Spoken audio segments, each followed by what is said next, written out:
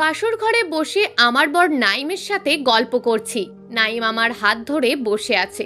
আর ঠিক তখনই দরজায় কেউ ঠুকঠুক করে শব্দ করলো। নাইম উঠে গিয়ে দরজা খুলে দিতেই ঘরে এসে প্রবেশ করলেন আমার শাশুড়ি। তিনি এসেই আমার গলা থেকে সোনার চেনটা এক টানে ছিঁড়ে ফেললেন। তারপর জোর করে হাত থেকে বালা দুটো খুলে নিলেন। বালা খোলার সময় মনে হলো এই বুঝি আমার হাতটা ছিঁড়ে যাচ্ছে। তারপর যে কাণ্ডটা করলেন তা আরও ভয়ঙ্কর। তিনি এক টানে আমার কান থেকে ঝুমকো দুটো ছিঁড়ে নিলেন, আর নিলেন নাকফুলটাও। সঙ্গে সঙ্গে আমার কানের লথি থেকে আর নাকের মাংস থেকে দরদর করে রক্ত পড়তে লাগলো, আর ব্যথায় আচ্ছন্ন হয়ে উঠল সারা শরীর। আমি ভয়ে শিউরে উঠলাম। গা কেমন যেন কাঁটা দিয়ে উঠল। মুহূর্তের রক্তে আমার শাড়িখানা ভিজে উঠল, আর বিছানায় বিছানো গোলাপি চাদর সাদা গোলাপ ভিজে লাল টুকটুকে হয়ে উঠল। আমি ভয়ার্ত চোখে আমার শাশুড়ির দিকে তাকালাম। তার ঠোঁটে দুষ্টু হাসি। ওপাশে নাইমও কাঠ হয়ে দাঁড়িয়ে আছে। তার শরীরও কেমন থরথর করে কাঁপছে। আমি এবার অসহায়ের মতন হাউমাউ করে কেঁদেই উঠলাম। আমার শাশুড়ি তখন আমায় ধমকে উঠলেন। ধমকে উঠে বললেন, চুপ, একদম চুপ। গলা বাড়াইলে গলাও ছিঁড়িয়া ফেলবো টান মাইরা। আমি চাপা কান্নার গলায় বললাম, আপনি আমার সাথে এমন কেন করছেন? আমার শাশুড়ি তখন বললেন, প্রতিশোধ নিচ্ছি, প্রতিশোধ। তোর বাবা আজহার মাস্টারের সাথে আমার বিয়ে ঠিক ছিল, কিন্তু তোর মা ছলে বলে তাকে নিয়ে পালিয়েছিল। সেই বিয়ে ভাঙার কতটা কষ্ট ছিল তা আমি কাউকে বোঝাতে পারবো না। কত অপমান আমার হয়েছিল তাও বোঝাতে পারবো না। আমি দুটো বছর ঘরের ভিতর দম বন্ধ হয়ে পড়েছিলাম। ঘর থেকে বের হতে পারিনি লজ্জায়। আর তখন থেকেই আমি মনে মনে ঠিক করে রেখেছিলাম, এর প্রতিশোধ যতদিন না আমি নিতে পারবো ততদিন আমি শান্তিতে ঘুমাবো না। আজ আমার প্রতিশোধ নেওয়া শুরু হলো। শাশুড়ির কথা শুনে আমার মাথা কেমন যেন ভনভন করে ঘুরতে লাগলো। ইনি কী সব কথা বলছেন? আমার মা তো এমন নন। তিনি কখনোই তো এমন নিকৃষ্ট কাজ করতে পারেন না। কান আর নাকের ব্যথায় আমায় পাগল করে তুলছে। আমি সহ্য করতে না পেরে আবারও কাঁদছি, কিন্তু ভয়ে চুপি চুপি কাঁদছি। নাইম এবার তার মাকে আস্তে আস্তে বলল, আম্মা যাও তো, এবার হয়েছে তো। একজন মানুষের সাথে কিভাবে আর একজন মানুষ এমন হিংস্রতা দেখায়? নাইমের কথা শেষ করতে দেরি হলো, কিন্তু তার গালে তার মায়ের চড় পড়তে দেরি হলো না। আমার শাশুড়ি তার গালে চড় দিয়ে বললেন, লাইক হয়ে গেছস তুই? গলা টেইপা দম বাইর কইরা ফেলবো। আজ থাইকা আমার কথার বাইরে যদি কিছু করবি তাহলে জানে মাইরা ফেলবো। নাইম ভয়ে থরথর করে কেঁপে উঠল। এবার আমার শাশুড়ি আমার সাথে কথা বললেন। তিনি আমার কাছে এসে বললেন, একটা খেলা দেখাইবো এখন? খেলা দেখবা বউ? আমি শুধু জল ভরা চোখে শাশুড়ির দিকে তাকালাম, কিন্তু কথা বললাম না। এবার আমার শাশুড়ি নাইমের দিকে তাকালেন। তারপর বললেন, নাইম, আমি যা বলবো এখন থাইকা তুমি কিন্তু আমার সাথে গলায় মিলাইবা বাজান।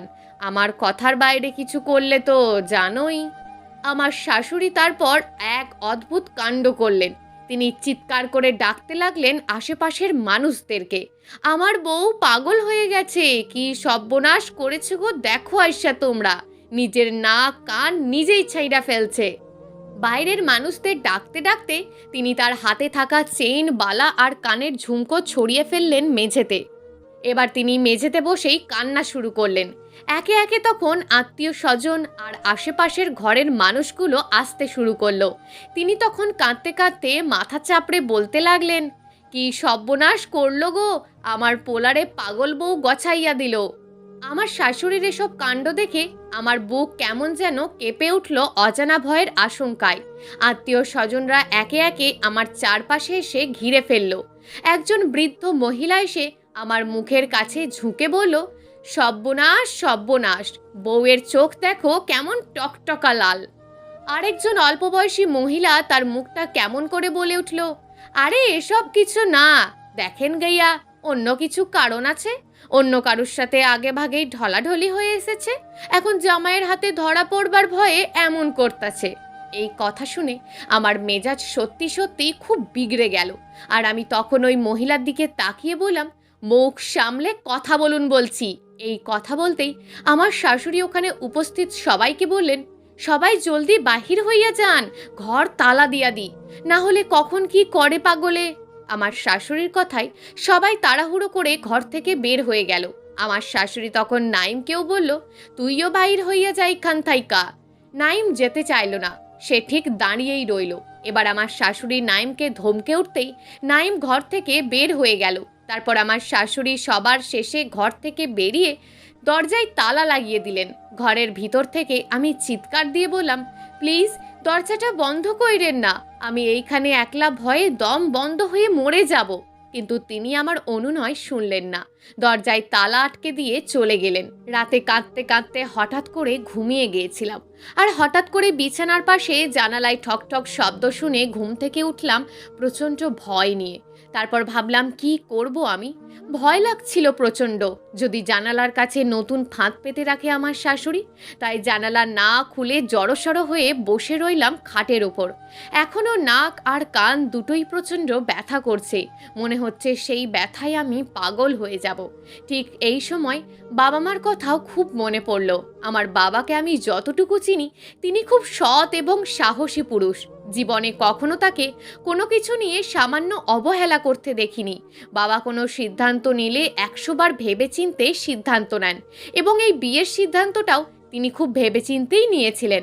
বাবা বলেছিলেন, তার ছাত্রীর ছেলের কাছে মেয়ের বিয়ে দিলে এত বাছবিচারের কি প্রয়োজন। তাছাড়া আমার শাশুড়ি আমার মায়েরও বান্ধবী। স্কুল জীবনে মার সাথে খুব ঘনিষ্ঠ সম্পর্ক ছিল আমার শাশুড়ির। তবে এটা সত্য, আমার মা বাবার সাথে পালিয়ে গিয়েছিল এই জন্য যে বাবা স্কুল মাস্টার হলেও তার ধনসম্পদ কিংবা বংশগৌরব অতটা উন্নত ছিল না। কিন্তু আমার নানা তৎকালীন সময়ের এলাকার প্রভাবশালী ব্যক্তিদের একজন ছিলেন, অগাধ ধনসম্পদের মালিকও ছিলেন তিনি। নানা বাবা আর মায়ের প্রেমের সম্পর্ক মেনে নিতে পারেননি বলেই বাবা মা পালিয়েছিলেন, বিয়ে করেছিলেন বন্ধুর বাড়িতে গিয়ে। তারপর ফিরে এলে নানাও মেনে নিয়েছিলেন সেই বিয়ে। আমি এত কিছু জানলে ওই বিষয়টা কেন জানবো না যে আব্বার সাথে আমার শাশুড়ির বিয়ে ঠিক হয়েছিল। জানালায় এখনো শব্দ হচ্ছে। ভাবলাম জানালাটা একবার খুলেই দিই। আমার কেন জানি মনে হচ্ছে এটা নাইম ছাড়া আর কেউ না। নাইমের প্রতি আমার প্রচণ্ড রাগ আছে। মনে প্রচণ্ড সাহস নিয়ে জানালা খুলতেই দেখি সারা শরীরে চাদর আবৃত দিয়ে কেউ দাঁড়িয়ে আছে। দেখে আমার হৃৎপিণ্ড কেমন কেঁপে উঠল। এই গরমের সময় আবার চাদর পরে আসবে কে? এ এক নতুন ষড়যন্ত্র না তো? আমি তড়িঘড়ি করে জানালাটা লাগিয়ে দিতে চাইতেই চাদরের ভিতর থেকে একটা হাত বেরিয়ে এসে খপ করে আমার হাতটা ধরে ফেলল। ভয়ে আমি চিৎকার করতে গিয়েও চিৎকার করতে পারলাম না, শুধু বড় বড় চোখে তাকালাম। আর তখনই দেখি চাদরের ভিতর থেকে নাইমের মুখটা বেরিয়ে আসছে। আমি তখন শব্দ করেই বলে উঠলাম, হাতটা ছাড়ুন। হাত ধরেছেন কেন? নাইম ফিসফিস করে বলল, আস্তে, কেউ দেখে ফেললে সর্বনাশ হয়ে যাবে। কি দেখলে সর্বনাশ হয়ে যাবে? তোমার সাথে কথা বলছি এটা। আম্মা জানে আমি এখন ঘুমিয়ে গেছি। কিছুক্ষণ আগে মিছিমিছি নাক ডেকে প্রমাণ করেছি যে আমি এখন ঘুমে বিভোর। আমি ঘুমিয়ে গেছি এটা প্রমাণ হবার পর আম্মাও ঘুমিয়ে গেছে। আমি আসার সময় দেখে এসেছি আমার নাক ডেকে ঘুমাচ্ছে। আমার ঘৃণা হচ্ছিল ওর প্রতি। আমি ভাবতেও পারছিলাম না একটা ছেলে কি করে এমন কাপুরুষ হয়। আমি তখন রাগের গলায় বললাম, আপনার মতন এমন কাপুরুষ আমি জীবনেও দেখিনি। আপনি আমার হাত ছাড়ুন, যান এখান থেকে। আমি এক টানে নাইমের হাতটা ছাড়িয়ে নিলাম। নাইম তখন কাঁচুমাচু হয়ে বলল, প্লিজ আমায় ভুল বুঝো না। আমি আম্মাকে ম্যানেজ করে ফেলবো 2-1 দিনের ভিতর। আম্মা কোনো কারণে তোমাদের ওপর রেগে আছেন, সেই রাগ থাকবে না দেখো। আমি ওর কথা শুনে জানালার কপাটটা ঠাস করে লাগিয়ে দিতে চাইলাম, কিন্তু এর আগেই ঘরের দরজা খুলে ঘরের ভিতরে ঢুকে গেল আমার শাশুড়ি, আর তার সাথে আরও একজন কম বয়সী মেয়ে। আমার শাশুড়ি এসেই আমার চুল টেনে ধরে বললেন, কার সাথে পীড়িত করস? আমি আগেই সন্দেহ করেছিলাম তোরে, ছি। বলে আমার মুখের ওপর তিনি একদলা থুতু ছিটিয়ে দিলেন। আমি তখন চিৎকার দিয়ে বললাম, আপনি এমন অসভ্যতামি করছেন কেন আমার সাথে? আমি আপনার ছেলের সাথে কথা বলছিলাম, নিজের স্বামীর সাথে কথা বলাও কি অপরাধ? আমার শাশুড়ি তখন বললেন, তুই বললেই হলো আমার ছেলের সাথে কথা বলছস? আমার ছেলে ঘরে ঘুমাচ্ছে। আমি তখন আঙুল দিয়ে দেখিয়ে বললাম, ওই দেখুন, জানালার বাইরে দেখুন আপনার ছেলে দাঁড়িয়ে আছে। কিন্তু আমার শাশুড়ি যখন তাকালেন তখন দেখা গেল নাইমার ওখানে নেই। আমার শাশুড়ি তখন রাগে অগ্নিশর্মা হয়ে আমার গালে ক্রমাগত চড় বসিয়ে দিতে শুরু করলেন। আর ওই মেয়েটি বাড়ির সকলকে ডেকে তুলতে লাগলো এই বলে যে আপনারা ওঠেন, সবাই ঘুম থেকে ওঠেন, দেখেন নতুন বউ তার প্রেমিকের সাথে দেখা করতে গিয়ে খালা আম্মার হাতে ধরা খাইছে। সারা পাড়া জেনে গেল আমার সম্পর্কে। সবার মুখে এক কথাই, নাইমের বউ ভালো না, নাইমের বউ ভালো না। বাসর রাতে নিজের বর রেখে প্রেমিকের সাথে পালিয়ে যেতে গিয়ে ধরা পড়েছে নাইমের বউ। ছি! নাইম তার মায়ের কাছে এসে বলল, আম্মা তুমি বেশি বাড়াবাড়ি করছো, এসব করে কিন্তু নিজেরই মান সম্মান নষ্ট করছো। আমার শাশুড়ি তখন রেগে মেগে আগুন হয়ে নাইমকে বললেন, লায়েক হয়ে গেছো তুমি? বউয়ের প্রতি ভালোবাসা জন্মে গেছে? যে মা তোমারে জন্ম দিচ্ছে তারে ভুলাইয়া এখন বউয়ের সাফাই গাও, আমারে মান সম্মান শেখাও। নাইম এবার ধীরে সুস্থে তার মাকে বলল, আম্মা তুমি প্রতিশোধের আগুনে কাণ্ড জ্ঞানহীন হয়ে পড়েছ। আর প্রতিশোধ তুমি কার থেকে নিচ্ছ? মীরার কি অপরাধ এখানে? ভুল করলে তার বাবা মা করেছে, সাহস এবং শক্তি থাকলে তার বাবা মাকে শাস্তি দাও, কথা শোনাও। নাইমের মা ছেলের এরকম প্রতিবাদী কণ্ঠ শুনে খুব একটা অবাক হলেন না, বরং ঠোঁটের কোণে দুষ্টু এক চিলতে হাসি নিয়ে বলেন, জানাবো ওর মাকে, এক্ষুনি জানাবো কেমন পতিতা মেয়ে জন্ম দিয়েছে সে এই কথাটা। নাইমের মায়ের কথাগুলো শুনে লজ্জায় ঘৃণায় দুঃখে আমার চোখ দিয়ে টপ টপ করে জল গড়িয়ে পড়ছে। আমার প্রতিবাদ করার ইচ্ছে হলেও প্রতিবাদ করছি না এই জন্য যে আমি এখানে মুখ খুললেই এখানে জমায়েত লোকেরা আমাকেই দোষ দেবে। আমি যতই সত্য কথা বলি তারা কখনো আমার সত্য তাদের কানে তুলবে না। কিন্তু নাইমের প্রতিবাদ আমার ভালো লাগছে। গত রাতে যে কাপুরুষ নাইমকে আমি দেখেছিলাম, সেই নাইম আর এই নাইমের মধ্যে অনেকটা পার্থক্য। নাইম এবার তার মাকে বলল, তুমি মিথ্যে করে মীরাকে দোষ দিচ্ছ। গতকাল আমি জানালা দিয়ে মীরার সাথে কথা বলছিলাম। নাইমের মা মুখ ভেঙচিয়ে বললেন, বললেই হলো, আমি দেখেছি তুই নাক ডেকে ঘুমাচ্ছিলিস, এখন বউকে বাঁচানোর জন্য মিথ্যা বলছিস। নাইম তখন শব্দ করে হেসে বলল, আম্মা তুমি না মা কি করে সন্তানকে এমন নিকৃষ্ট আদেশ নিষেধ করে? এই যে গতকাল আমার বাসর ছিল, সেই বাসরকে তুমি রক্তাক্ত করেছ, নিজের পুত্রবধূর নামে মিথ্যা কুৎসা রটাচ্ছ, পুত্রকে নিষেধ করছো স্ত্রীর কাছে যেতে। তোমার কথা মেনেই আমি বাসর থেকে বেরিয়ে এসেছিলাম, কিন্তু আসার পর মনে হলো আমি ঠিক করিনি, আমি ভুল করছি। বাবা মার সৎ আদেশ মানা যাবে, কিন্তু অসৎ আদেশ মানলে উল্টে পাপ হবে, এটা ভেবেই আমি লুকিয়ে ওর সাথে দেখা করতে গিয়েছিলাম। তুমি কিন্তু তা জানো যে আমি লুকিয়ে মীরার সাথে দেখা করতে গিয়েছি। জানার পরেও তোমার প্রতিশোধের আগুনে ওকে জ্বালানোর উদ্দেশ্যে তুমি মিথ্যা বলছো, তোমার পুত্র এবং পুত্রবধূর ওপর মিথ্যে অপবাদ তুলছো। নাইমের মা তখন জড়সড় হয়ে কেঁদে ফেললেন। কাঁদতে কাঁদতে তিনি বললেন, দেখেছো গো তোমরা, দেখেছো? এই আমার কপাল, নিজের ছেলে ঘরে বউ এনেই মাকে কিরকম অপমান করছে। সবাই তখন হইচই শুরু করলো। তাদের মূল কথা একটাই, ছেলে বউ ভক্ত হয়ে গেছে। আর ওই মেয়েটি এসে নাইমের মায়ের গলা জড়িয়ে ধরে নাটক শুরু করলো। নাইম তাকে তখন ধমক দিয়ে বলেন, তুই হলি মূল কালপিট, তুই আমার কানে মন্ত্রণা দিচ্ছিস। মেয়েটি মুখ ঝামটি দিয়ে বলল, আমি কোন দোষে মন্ত্রণা দিতে যাব? তোকে বিয়ে করিনি এই জন্য। আমি তোকে চিনি না যে তুই কত বদ? বিয়ের আগে তুই যখন আমার প্রেমের প্রস্তাব দিয়েছিলি আর আমি যখন না করলাম, তখন তুই এর প্রতিশোধ নিতে কি করেছিলি মনে নেই? আমার বোনের মতো বান্ধবীর সাথে আমি নোংরা কি করেছি তুই মানুষের কাছে বলে বেড়াসনি? মেয়েটি তখন একেবারে চুপ মেরে গেল, কিন্তু মুখ খুলল মেয়েটির খালা, অর্থাৎ আমার শাশুড়ি। তিনি বললেন, বাজে কথা বন্ধ কর আর আমার সামনে থেকে এক্ষুনি চলে যা বলছি। নাইম বলল, চলে তো যাবই, কিন্তু এখন না, যাওয়ার আগে মীরার বাবা মাকে ফোন করে এখানে নিয়ে আসবো। তারপর তোমার শোধ তুমি ওদের কাছ থেকে নেবে আর মীরাকে মুক্তি দেবে। নাইমের মা ছেলের অত বড় সাহসিকতা হয়তো মেনে নিতে পারেননি, তাই তিনি নাইমের গালে একটা চড় বসিয়ে বললেন, আমার কথার বাইরে আর একটা কথা বললে তোর জিহ্বা টেনে ফেলবো বেয়াদব।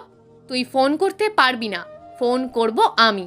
বলে নাইমের মা মোবাইল ফোন বের করলেন। তারপর, ছি ছি ছি বিয়ান সাহেব, আপনার মেয়ে তো আপনার সাথে সাথে আমারও জাতকুল ডুবাইলো। বাবা ওপাশ থেকে অস্থির হয়ে জিজ্ঞেস করলেন, কি হয়েছে বেআইন, কি করেছে মীরা? নাইমের মা তার কণ্ঠ নামিয়ে এনে বললেন, বলতেও তো লজ্জা লাগে, কিন্তু না বললেও যে হয় না বেআই। আপনার মেয়ের আর এক ছেলের সাথে সম্পর্ক আছে, গতকাল রাতে আমার ছেলেরে ঘুমে রাইখা সে তার ওই প্রেমিকের সাথে দেখা করার সময় আমার হাতে নাতে ধরা পড়েছে।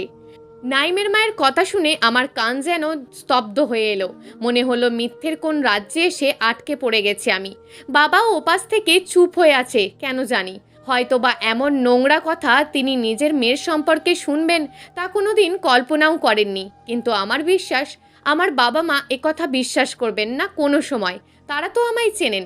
জগতের সব মানুষ মিলে এক হয়ে আমার বিরোধিতা করলেও তারা ঠিক আমার মাথায় ছায়া হয়ে থাকবেন। তারা আমায় বিশ্বাস করবেন, কারণ তারা জানেন আমি কেমন, কোন প্রকৃতির। বাবার থেকে কোনো সাড়া না পেয়ে নাইমের মা এবার বললেন, বেআই সাহেব, আপনি ইচ্ছে করেই আমার সর্বনাশটা করেছেন। আমার নম্র ভদ্র ছেলেটার কাছে আপনার ঘরের নষ্ট জিনিসটা দিয়েছেন।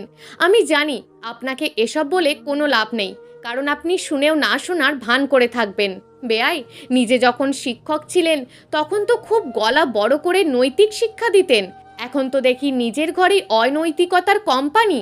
কথাগুলো একদমে বলে হেসে উঠলেন নাইমের মা। বাবাও পাশ থেকে শুধু একটা লম্বা দীর্ঘশ্বাস ছাড়লেন, কিন্তু কথা বললেন না। নাইমের মা এবার বললেন, বেআইনের কাছে একটু ফোনটা দেন, দুইটো কথা বলি। বাবা মার কাছে ফোন দিলেন। এবার নাইমের মা মাকে বললেন, বান্ধবী, বিরাট তো গর্ভ করতিস জামাই নিয়া। তোমার মাস্টার জামাই পবিত্র, তোমার সংসার পবিত্র। পবিত্র জামাইয়ের সাথে মেলামেশা কইরা তাহলে অপবিত্র সন্তান জন্ম দিলা কেন?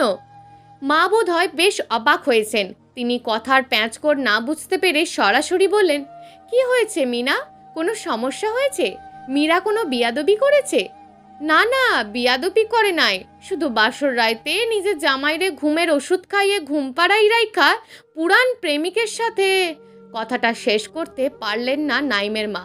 তার আগেই নাইম তার মায়ের হাত থেকে ফোন কেড়ে নিয়ে এসে মাকে বললেন, শুনুন, আমার মা আপনাদের কাছে সব সত্য বলেনি, বানিয়ে বলছে। আপনারা আজকেই আসুন প্লিজ, নয়তো সমস্যা হবে আপনার মেয়ের। ওপাশ থেকে মা আর কোনো কথা বলার সময় পায়নি। তার আগেই নাইমের কাছ থেকে ফোন কেড়ে নিল তার মা। তারপর ওর কলার চেপে ধরে বারান্দায় এনে টেনে উঠোনে ধাক্কা দিয়ে ফেলে দিয়ে বলল, যা, তুই এই বাড়ি থেকে বের হয়ে যা। আজ থেকে তুই আমার সন্তান না, যা। বউ নিয়া ভাগ, যাও যাও, তুমিও সাথে যাও, বাইর হও আমার ঘর থাইকা। নাইমের সাথে আমাকেও বাড়ি থেকে বের হয়ে যেতে বললেন তার মা। আমি বারান্দা থেকে যখন উঠোনে নেমে যেতে চাইলাম, তখন নাইম এসে আমার হাত ধরে বললেন, না, তুমি ঘর থেকে বের হবে না, আমিও বের হব না। এই ঘরটা আমার মায়ের নয়, আমার বাবার। মৃত্যুর পর বাবার সম্পত্তিতে সন্তানের অধিকার বেশি। আর যে মা অসৎ, তাকে সত্যের পথে ফিরিয়ে আনা সন্তানের কর্তব্য। আমি সেই কর্তব্য পালন করব। আজ তোমার বাবা মা এখানে আসবেন, তারপর দেখব কে প্রতারক ছিল। তোমার বাবা মা যদি আমার মাকে একদিন ঠকিয়ে থাকেন, এর জবাবদিতা তিনি এখানে করে যাবেন। আর আমার মাও তার কাছে এই জবাবদিহিতা করবেন যে কোন অপরাধে তিনি তোমার ওপর অত্যাচার করেছেন এবং তোমার চরিত্রে কেন কালিমা লেপেছেন। ছেলের মুখ থেকে এমন যৌক্তিক আর প্রতিবাদী কথা শুনে নাইমের মা কেমন যেন ঝড়ে নিভে যাওয়া বাতির মতন দপ করে নিভে গেলেন। বাবা মা এলেন বিকেল বেলায়। তাদের দেখে আমার যে কি কান্না পেল। শব্দ করে কেঁদে উঠে আমি দৌড়ে গিয়ে বাবার বুকের ওপর ঝাঁপিয়ে পড়লাম। বাবা আমার পিঠে তখন আলতো হাত বুলিয়ে দিয়ে বললেন, তোর চেহারা এমন কেন হয়েছে? চোখ মুখ ফ্যাকাশে হয়ে গেছে কেমন? মা আমার থুতনির নিচে ধরে মুখটা ওপরের দিকে তুলে নাক আর কান দেখে আঁতকে ওঠা গলায় বললেন, নাক কান কাটলো কিভাবে তোর? ফুল কোথায় নাক কানের? আমি কিছু বলার আগেই নাইমের মা বলে উঠল, তোর মেয়ের যা জেদ। আমি বললাম কি, মা, তুমি নিজের ঘরে স্বামী রেখে অন্য পুরুষের সাথে দেখা করছো রাতে? ছি ছি ছি।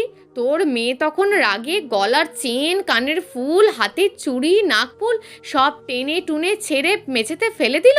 এই কথাগুলো বলে নাইমের মা হাউমাউ করে কেঁদে উঠল। কাঁদতে কাঁদতে বলল, সব আমার কপাল। কত শখ করে বান্ধবী আর নিজের মাধ্যমিক স্কুলের স্যারের মেয়ের ঘরের বউ করে আনলাম, কিন্তু সেই বউ। কথাগুলো তিনি মিথ্যে কান্নার জন্য শেষ করতে পারলেন না। একটা মানুষ কিভাবে এত মিথ্যে কথা আর মিছে কান্নাকাচি করতে পারেন তা আমি ভাবতেও পারি না। কিন্তু বাবা মা নাইমের মায়ের কথায় কান দিলেন না। বাবা মাকে বুকের ওপর জড়িয়ে ধরে রেখেই বললেন, নাইম কোথায়? নাইমের মা বললেন, বাজার গেছে, আপনারা আসবেন শুনে বাজার করতে গেছে। ছেলেটার এমনিই মন মেজাজ খারাপ, আপনারা চলে যান এখান থেকে দয়া করে। নাইম এসে আপনাদের দেখলে তার মন আরও খারাপ হবে। বাবা বলেন, মন খারাপ হবে কেন? সে নিজেই তো আমাদের খবর দিয়ে এনেছে, বলেছে আমাদের সাথে আপনাদের নাকি কি বোঝাপড়া আছে, আমরা সেই বোঝাপড়া করতে এসেছি। নাইমের মা বাবার মুখ থেকে এই কথা শুনে মুখ কেমন কালো করে ফেললো আর কপাল কুঁচকে এখান থেকে ভিতরের ঘরের দিকে চলে গেল। নাইম বাজার থেকে এলো সন্ধ্যাবেলায়, তার হাতে বাজার ভর্তি ব্যাগ। সে এসে আমার হাতে বাজারের ব্যাগ দিয়ে বলল, তুমি রান্না করো, আমি মা বাবার সাথে কথা বলি। আমি তার হাত থেকে ব্যাগ নিয়ে রান্নাঘরে চলে গেলাম। নাইম ততক্ষণে মা বাবার সাথে কুশল বিনিময় করে আশেপাশের বাড়ির লোক আর আত্মীয় স্বজন যারা গতকাল রাতে এসে শুনে গিয়েছিল তাদের ডেকে আনলো। তারপর সকলকে উঠোনে চেয়ার পাটিতে করে বসালো। তারপর বাবা মা আর আমার শাশুড়িকে একপাশে বসিয়ে আমায় ডাকলো। আমি এসে নাইমের পাশে দাঁড়ালাম। নাইম এবার বলল, আমার মায়ের একটা পুরনো জেদ আছে আমার শ্বশুর শাশুড়ির ওপর। ছলে বলে এই পুরনো জেদের শিকারী করেছেন তিনি আমার স্ত্রীকে। এর জন্য গত রাতে মীরার ওপর অত্যাচার করেছেন, তার নাক কান ছিঁড়ে ফেলেছেন। সে যাই হোক, এবার আমার মা আপনাদের সামনে বলবেন কি এমন শক্ত জেদ ছিল আমার শ্বশুর শাশুড়ির ওপর, যার জন্য তিনি মীরার সাথে এমন অসভ্যতামি করেছেন। আম্মা বলো। নাইম তার মাকে খুলে বলতে বলল বাবার প্রতি তার কী জেদ। কিন্তু নাইমের মা এখন কথা বলতে পারছে না, কেমন আমতা আমতা করছেন। নাইম এবার জোর গলায় বলল, বলো না কেন, নাকি আমি বলবো? নাইমের মা এবার কাঁপা কাঁপা গলায় বললেন, নাইম তুই বাড়াবাড়ি করছিস, মানুষের সামনে নিজের মাকে অপমান করছিস। নাইম তখন হো হো করে হেসে উঠল। তারপর হাসি থামিয়ে বলল, আমি সত্যিটা বলছি, সবাই শুনুন। আর বাবা মা, আপনারা আরও মনোযোগ দিয়ে শুনুন। আমার মায়ের মাধ্যমিকের স্কুলের স্যার ছিলেন আমার শ্বশুর, আর আমার শাশুড়ি ছিলেন আমার মায়ের বান্ধবী। স্যারের সাথে নাকি আমার মায়ের বিয়ে ঠিক হয়েছিল, দিন তারিখ পর্যন্ত ধার্য করা হয়েছিল। কিন্তু সেই বিয়ে না করে আমার শ্বশুর আমার শাশুড়ি অর্থাৎ আমার মায়ের বান্ধবীকে নিয়ে পালিয়ে যান। তারপর নাইম খানিক সময় চুপ করে রইল। চুপ করে থাকার পর বাবার দিকে তাকিয়ে বলল, আম্মা যা বলল তা কি সত্যি? বাবা বেশ অবাক হলেন আর নিজের চশমাটা খুলে দুটো চোখে জমানো জল মুছলেন পাঞ্জাবির কোনা দিয়ে। তারপর ভেজা গলায় বললেন, কি বলবো বলো বাবা, তোমার মা আমার স্টুডেন্ট ছিল, আমার স্ত্রীর বান্ধবী ছিল। তাকে আমি নিজের বোনের মতন দেখেছি সব সময়। ওদের বাড়িতে যাওয়া আসা ছিল আমার। ওর বাবা অর্থাৎ তোমার নানা আমায় খুব আদর সোহাগ করতেন, এতটুকুই, এর বেশি আমি কিছু জানি না। বাবার পর মা মুখ খুললেন। তিনি বললেন, মিনা, তোকে আমি নিজের বোনের মতন দেখতাম। বোনের মতন দেখতাম বলি তোর ঘরে আমার মেয়েটাকে তুলে দিয়েছিলাম। কিন্তু তুই যে এত নীচ আমি জানতাম না। আচ্ছা, কেন তুই এসব মিথ্যে অভিযোগ তুলে আমার মেয়েটার উপর এমন টর্চার করলি, তার চরিত্রে কালিমা লেপলি?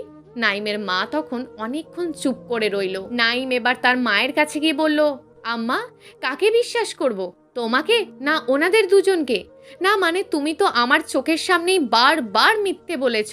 গতকাল থেকে মীরার ওপর শুধু 101টা মিথ্যা অভিযোগ তুলেছ। নাইমের মা হঠাৎ হাউমাউ করে কেঁদে উঠলেন। কাঁদতে কাঁদতে তিনি বললেন, সবাই শুনুন, আমিই অপরাধী। আমি মীরার ওপর মিথ্যা অভিযোগ তুলেছি। মিথ্যা অভিযোগ তুলেছি এই জন্য যে আমি তার বাবার কাছে ভালোবাসা পাইনি। আমি তার বাবাকে মনে মনে পছন্দ করতাম, বলতেও চেয়েছিলাম সেই কথা তার বাবার কাছে, কিন্তু বলার আগেই দেখি মীরার মায়ের সাথে তার সম্পর্ক হয়ে গেছে। তখন মনে মনে খুব আঘাত পাই আমি। তারপরও আশায় ছিলাম যদি ওনার সাথে আমার বিয়েটা হয়ে যায়, কিন্তু আমার ভাগ্য ভালো না। বিয়ের আলাপ দেওয়ার আগেই মীরার মায়ের সাথে তিনি পালালেন।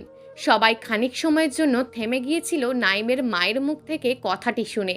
নাইম এবার তার মাকে বলল, মা, তুমি এত নীচ।